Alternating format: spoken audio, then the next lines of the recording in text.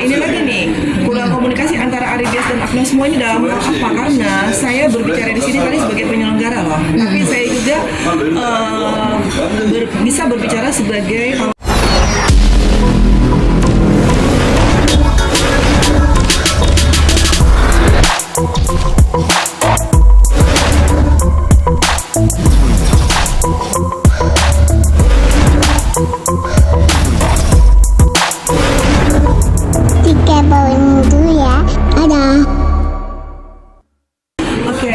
kabar Juni? Oke, hari ini saya pengen menjawab pertanyaan Juni ya yang lagi beredar kisruh antara pencipta lagu dan penyanyi. Apalagi kan Aribias kita tahu kan pencipta lagu, songwriter tingkat nasional, namanya udah terkenal banget sejak tahun 90-an. Terus Agnes Monica juga, dan mereka memang bekerja sama udah cukup lama ya. Nah, sebagai aku berbicara di sini sebagai penyelenggara yang maksudnya aku memang dari tahun 2005 itu aku berkecimpung di dunia industri musik, tapi sebagai promotor lokal aja. Jadi kayak Sulawesi, Aceh lah, pokoknya Indonesia Timur lah, sama Barat, Jawa juga, tapi nggak sekelas Andri Subono ya. Nah, sebagai penyelenggara daerah di sini, penyelenggara lokal, aku melihat di sini ada beberapa pernyataan netizen. Aku nggak menyalahkan Aribias atau Agnes Monica, tapi di sini aku melihat beberapa netizen menyatakan bahwa ini mungkin salahnya penyelenggara gitu. Apakah penyelenggara yang harus bayar royalti? Tapi setahu saya sebagai penyelenggara, pengalaman saya sebagai penyelenggara, kita tuh udah bayar all out kepada penyanyi lewat manajemen atau lewat label mereka gitu. Jadi pada saat konser, sebelum mereka tampil, yang harus di-prepare oleh seorang promotor lah ya. Jadi kita tuh ada tim juga. Itu ridersnya artis itu, karena kan artis itu kan dia punya manajemen juga atau labelnya. Jadi kita nggak bisa langsung ke artis. Manajemennya itu menyerahkan ke kita kan segala macam, apalah riders lah. Terus nanti di sana seperti apa. Selain riders itu ada lagi termasuk tim sosial medianya juga ada. Fotonya segala itu sekarang ya, dulu mungkin belum ada tahun 2000-an. Nah, waktu aku zaman Dewan Judika Idol, mereka pertama kali ke Kendari kan aku yang undang kan dari Detik Enterprise, kebetulan kan ownernya kan aku. Nah itu kita nggak ada tuh royalti sama sekali di dalam riders. Kita hanya di situ sudah include karena Dewan pun dia kan punya lagu sendiri, dan memang aku ingat tuh 8 list lagu yang masuk di riders itu semua yang ajuin itu bukan kita, tapi dari pihak manajemen Dewan. Waktu itu Indomudi Pratama, kantornya di Udang Sarina. Aku sendiri kesana tanpa kontrakan, tiket berapa orang, personal asisten lah, apa segala. Aduh, pokoknya banyak banget gitu loh. Terus home bandnya juga itu dia nggak mau, kalau kelas daerah dia mau dari Jakarta harus bawa sendiri home bandnya dia. Jadi meskipun dia nyanyi solo, tapi harus ada home bandnya tuh. Nah, setelah Agnes Monica ini, kalau aku melihat kan aku dengar sih katanya dari ini ya, dari klub apa ya? Ada yang undang tuh dari klub Jakarta tiga kali kan. Yang kenapa sih klub yang kemarin tuh yang Holdings ya. Nah, kalau saya sebagai penyelenggara dari pihak perusahaan kita atau dari manajemen kita, yang namanya royalti itu kita nggak berurusan lagi. Jadi urusan penyanyinya aja. Jadi biasanya sih listnya itu mereka yang kasih, mereka yang serahkan ke kita. Jadi kita tinggal lihat, oh ini listnya Agnes. Kecuali kalau misalnya saya atau dari penonton pengen request lagu, nah itu kan beda lagi kan gitu. Berarti bisa dikatakan ada kurang komunikasi antara Aribias dan Agnes Monica. Ini lagi nih kurang komunikasi antara Aribias dan Agnes semuanya dalam hal apa? Karena saya berbicara di sini tadi sebagai penyelenggara loh, tapi saya juga bisa berbicara sebagai, kalau saya waktu itu kan saya sebagai produser juga dan saya sebagai pencipta lagu juga kan. Saya juga produser eksekutif meskipun bukan sekelas tingkat nasional banget, tapi saya beberapa kali pernah memproduksi girl band kan dengan boy band di zaman Kobo Junior. Nah waktu itu saya yang namanya saya mau ambil lagu, misalnya Aribias sama Agnes Monica.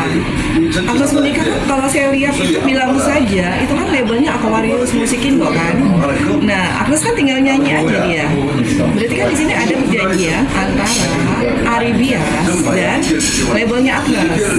Gitu. Kalau menurut saya seperti itu ya. Nanti dilihat lagi karena kan ini pengadilan tingkat negeri ya sudah memutuskan kalau memang Agnes harus membayar royalti itu.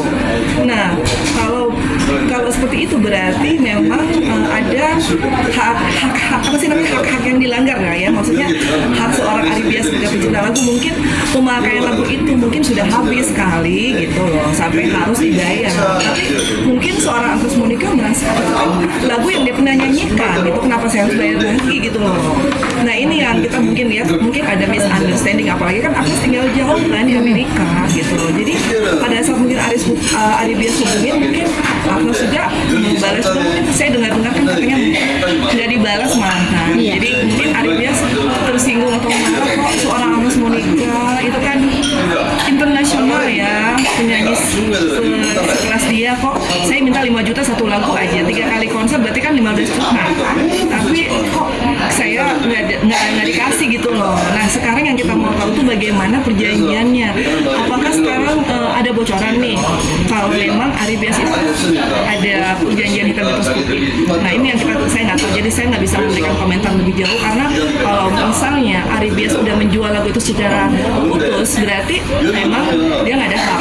Tapi kalau cuma pemakaian lagu ya berarti Agnes Monica harus membayar. Tapi memang sih sekali lagi kembali lagi kepada ini apakah yang bayar waktu itu labelnya atau bukan gitu loh. Kan belum tahu. Biasanya sih kalau penyanyi sekelas Agnes Monica, apalagi dia udah terkenal, biasanya sih memang urusan pengambilan lagu itu biasanya kan di belakang dia atau manajemen atau label. Berarti gembar-gembornya tuh beli putus gitu kan? Oh, kalau beli putus berarti memang udah menjadi haknya Agnes Monica. Tapi ini nih pengalaman saya nih Jo ya. Saya pernah, ini kisah nyata. Saya pernah mungkin lihat lagu yang judulnya Buku Harian yang sangat viral di YouTube. Sampai waktu saya ke Hong Kong, saya sebelahan duduk naik bus sama TKI. Saya kasih lihat lagu Buku Harian, mereka suka banget itu Buku Harian. Nah, Haji Nasir ini udah ngeliat tuh, gila lagu saya viral kan. Nah, tapi nggak ada yang mau ambil. Oke, sekarang kan Agnes bicara, kembali lagi kita bicara soal Agnes beli putus. Saya selalu teringat kata-kata pencipta lagu. Ketika saya memakai lagu mereka, saya nggak pernah beli putus karena kalau beli putus kan mahal banget, itu di atas ratusan juta, pokoknya 2 digit. Nah, saya bilang sama pencipta lagunya, oke, saya bayar ya pemakaian lagunya 1 tahun aja ya. Waktu itu sama Mas Nongki Romeo, kakaknya Debbie. Berapa ini adalah pokoknya harganya akan deal. Nah, setelah itu ada kata-kata gini, nggak tahu bukan saya atau siapa, teman-teman bilang gini, Mbak Ivon jangan lupa ya sama Mas Nongki ya, kalau lagu itu meledak, Beautiful Days meledak di zaman bening-bening, jangan lupa kirim-kirim apa gitu ke Mas Nongki gitu, kata-kata itu. Nah, itu yang mungkin prinsip simbiosis mutualisme itu yang dinamakan take and give kan. Jadi adab dan etika. Jadi mungkin karena budaya orang Indonesia, Boya, kita memperhatikan karena royalti itu kalau dihitung-hitung juga cuma 130.000 katanya untuk pencipta lagu selama 1 tahun gitu loh. Nah, kalau saya sebagai pencipta lagu, saya berbicara karena sebagai kapasitas saya sebagai pencipta lagu itu memang saya belum dapat royalti. Saya pernah lihat waktu RBT saya itu yang nguruskan perusahaannya ini Abdi Negara yang kerjasama dengan Anam waktu itu PT Putih Hijau Daun apa namanya, jauh kantornya di Tangerang. Itu saya cuma terima ngampur 6 bulan itu cuma berapa ratus ribu waktu zaman lagu Tunggu Dulu. Tapi lagu itu kan tidak pernah dinyanyikan secara langsung sama penyanyi lain, jadi saya tenang-tenang aja. Dan kalaupun ada yang nyanyikan juga saya malah senang gitu loh. Itu karena lagu itu berarti dibantu promo dong. Itu menurut saya sih. Tapi kalau Agnes kan beda ya, karena bilang saja itu kan hits dan melejit banget sampai sekarang. Tapi kalau singgung soal sikap Aribias dengan dia mengambil langkah mengadukan mengajukan ini ke Aksi dan Ahmad Dhani, udah benar belum sih Kak? Dan untuk Agnes Mo sendiri yang mengajukan kasasi, menurut Kakak sikapnya seperti apakah sudah pantas atau bagaimana? Namun di sini kan Ahmad Dhani menyinggung bahwa Agnes Mo tidak mempunyai adab atau sombong. Iya, itu yang pertama saya tanggapi dulu ya, yang mengenai Ari Bias mengadu. Biar bagaimanapun juga sekelas Ari Bias dia kan pasti komunikasi dong. Apalagi kan ini isunya semua udah pada tahu, para songwriter yang level-level atas sama kita-kita yang level menengah itu pada jadi pembicaraan bisik-bisik kan, baik lewat chat lah apalah segala macam, dan mereka pasti udah berkumpul teleponan. Kok bisa gitu ya, itu pasti curhat-curhatan lah antara Ari Bias sama Ahmad Dhani. Dan Ahmad Dhani pun juga kan songwriter kan, banyak lagunya kan dia, Mahadewi apa segala macam kan lagunya, yang lagu aku tuh kan yang ciptain kan dia. Nah lagu itu kan sering dinyanyikan orang lain, tapi kan Ahmad Dhani tidak pernah komplain. Mungkin ada hubungan baik antara penyanyi dan Ahmad Dhani. Nah mungkin inilah kembali lagi Ari Bias minta mungkin Agnes, kok kamu kalau bisa kasih gue lah, mungkin begitu kali ya, apa gimana, tapi Agnes tidak mengindahkan karena mungkin Agnes berpikir kan sudah saya boleh putus gitu kan, untuk apa lagi, atau mungkin memang dia nggak berurusan sama itu karena list lagu itu mungkin yang tulis manajemen. Pada saat dia mau menyanyi dia lihat bilang saya oke, saya nyanyi lagu itu secara profesional, saya udah dibayar, tapi untuk royalti pada saat manggung itu saya belum tahu ya Jun, apakah memang sudah ada undang-undangnya apa tidak gitu loh. Dan yang kedua, tanggapan saya soal apa tadi Agnes itu bagus naik ke tingkat kasasi biar lebih jelas gitu loh, karena sekarang rancunya gini, Agnes Monica kalau dia disuruh bayar lagu yang dia nyanyikan padahal kan lagu itu kan memang singlenya dia kan, yang dia sudah beli putus, yang apa sih Bunda Korra diputusin pacar ya kan. Nah terus yang meledak lagi lagu Cantik. Nah itu kan dua lagu itu dimanapun saya menggelar acara sampai sekarang juga itu pasti jadi lagu wajib para penyanyi, mau tingkat RT, RW sampai penyanyi-penyanyi lain ya, yang penyanyi-penyanyi yang bukan kayak misalnya Iis Darli atau siapa, penyanyi-penyanyi baru itu pasti lagu wajib di dalam list mereka, itu pasti ada lagu itu. Nah bagaimana dengan penciptanya kalau memang ini di tingkat kasasi menang, nah ini akan jadi apa ya, jadi tambah ruwet ya kalau saya bilang ya, berarti nggak boleh lagi dinyanyikan. Dan kalaupun ketahuan itu pasti bayarnya mahal, dendanya mahal banget. Itu gimana kontrolnya dari tingkat desa, kelurahan kalau ada event on air, dan ini seluruh Indonesia loh, 34 provinsi. Itu gimana? Nah ini yang bikin saya bertanya-tanya, dan semoga pemerintah Indonesia khususnya DPR yang Komisi 7 bisa segera menyelesaikan undang-undang hak cipta bagaimana yang terbaik. Kalau menurut saya sih sebenarnya sih nggak apa-apa kita menyanyikan lagu orang ya, mau dia bukan lagunya dia atau apa, memang harus ada aturannya sih, tapi bagaimana kontrolnya ini yang penting, kontrol. Karena sekelas Agnes Monica apapun yang dia perbuat mulai dari ujung kaki ujung rambut itu pasti akan dilihat, terpantau, makanya dia yang kena nih. Coba kalau Ari Bias lagunya bilang saja nyanyikan penyanyi yang nggak terkenal, belum tentu kan dituntut. Nah ini yang begini nih, jadi saya nggak mau bela Ari Bias, nggak mau bela Agnes Monica, tapi saya netral, saya melihat sebab akibatnya aja gitu loh, karena memang tidak adil gitu loh, tidak adil bagi saya, tidak adil kalau hanya satu orang yang dituntut. Bisa dikatakan seharusnya yang lain juga dituntut sama. Iya, kalau begitu, kalau misalnya Agnes mau dituntut juga kenapa dia nyanyikan? Tuntut yang lain juga, maksudnya kan gitu, jadi rame dong, ada berantem semua kan. Kalau bisa jangan juga gitu, atau mungkin begini aja, alangkah baiknya musyawarah aja, ya kan, duduk bersama, nggak usah berantem, janganlah 1,5 M gitu kan. Apalagi kan ada pernyataan Agnes yang menyatakan bahwa dia juga bukan orang kaya, memang sih mungkin kaya, tapi kan dia meraih semua itu kan dengan perjuangan dia dari kecil gitu loh. Jadi kalau bisa apa ya, gimana ya, masih bisa nggak sih kalau bisa kesempatan duduk bersama lagi, bicara lagi baik-baik, karena saya jadi berpikir juga begini, bahaya kalau misalnya ini menang nanti di kasasi, berarti kita juga bisa dituntut nih, apalagi saya kan penyelenggara event, saya ada program Golden Memory yang saya selalu buat setiap 3 bulan sekali, dan di dalam list penyanyi saya, meskipun penyanyi dangdut sekelas Afi, misalnya Romi Afi atau siapa, saya sering membawa mereka karena saya buat sendiri musiknya, karena saya punya presenter musik kan. Nah itu mereka nyanyi semua kayak Anggrek Bulan atau apa, itu penciptanya pencipta itu bisa tahu kalau lagunya itu dinyanyikan sama kita gitu loh. Terus bagaimana kita memberikan hak royalti ke mereka, aturannya kita mau baca dulu nih gitu loh. Pesan-pesannya apa sih?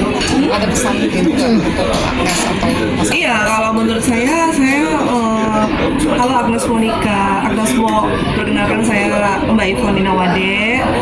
Saya turut berempati dengan masalah ini. Semoga adik Agnes baik-baik saja, tetap profesional, tetap semangat meniti karir, karena Agnes Mo ini ada andalan kita ya, penyanyi internasional. Saya dulu pernah mau apa sih namanya, mau buat konsernya Agnes di Kendari, tapi jujur ya saya nggak sanggup. Ridersnya berat banget, sangat berat, dan saya berpikir saya takut, saya nggak punya sponsor juga kan, itu bahaya. Jadi kita sebagai penyelenggara kita juga harus berpikir untung dan rugi. Selamat buat Agnes ya, apapun yang terjadi tetap harus tough gitu loh.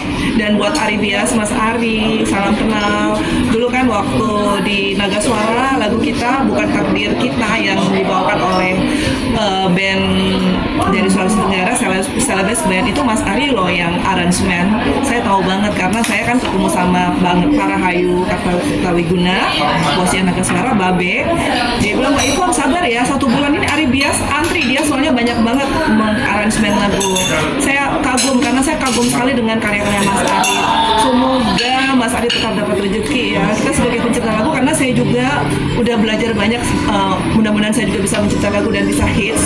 Semoga ini semua jadi pelajarannya, dan semoga kita ini sebagai pencipta lagu mendapat hak kita dengan dengan pantas gitu loh. Jangan kita udah capek-capek nulis lagu lah terus kok kita nggak dapat apa-apa ya, tapi penyanyinya tuh loh kaya banget gitu, sementara kita susah banget hidupnya. Tapi ya mudah-mudahan kita ada win-win solution, kita sama-sama gitu loh. Makanya sekarang banyak pencipta lagu dia jadi penyanyi juga gitu loh.